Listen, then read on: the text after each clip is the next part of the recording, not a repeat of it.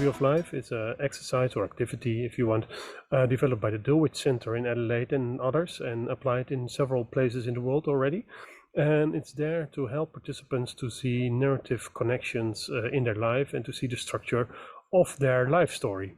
So, in order to work with the Tree of Life, well, first of all, we will explain a bit later in this video how which steps the participants have to take.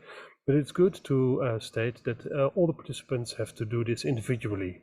However, after making the Tree of Life individually, it's good that they talk about the Tree of Life, because then the stories even thicken, as we call them, and get more meaning.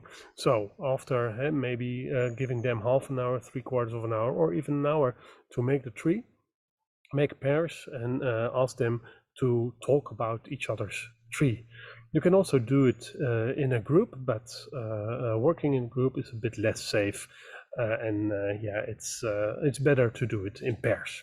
So, but before you come to that stage, you have to ask people to make a Tree of Life.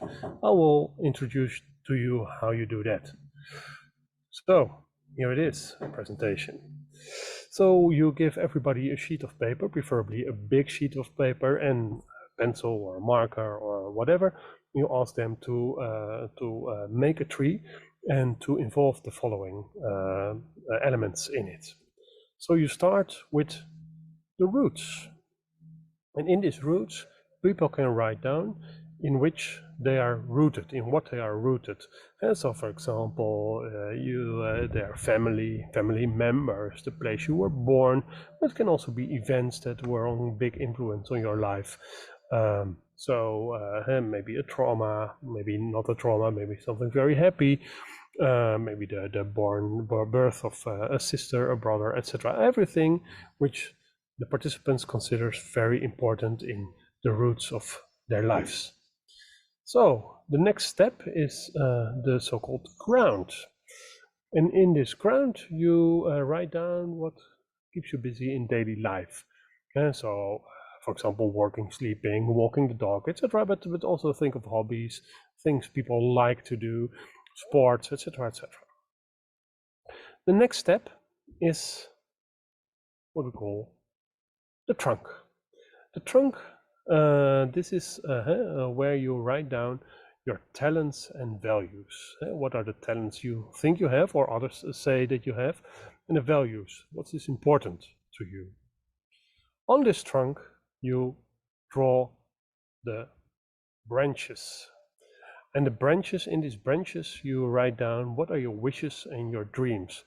On the long term and on the short term. That's important that you do both. It shouldn't be all abstract, have a happy life, etc. It can also be getting your passing your exams or something like that. Then you continue with drawing the leaves. And in these leaves, you write down who can help you to achieve these wishes and these dreams, well, fulfill your wishes. Or maybe also who can help you, or who already helped you to achieve where you are now. Of course, you might see that some of the people you already mentioned in your roots can also be in the leaves. In this respect, I mean, this exercise, it's just writing down whatever comes up to you. There is no right, there is no wrong. It's just helping you to create this narrative connections in your brains and to create your own narrative even stronger. So then you continue with the last step.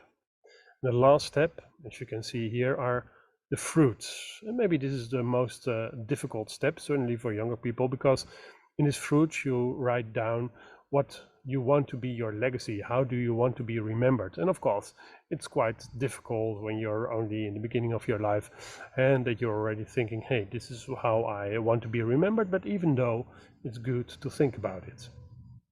So this is how you create the tree, and it's easy.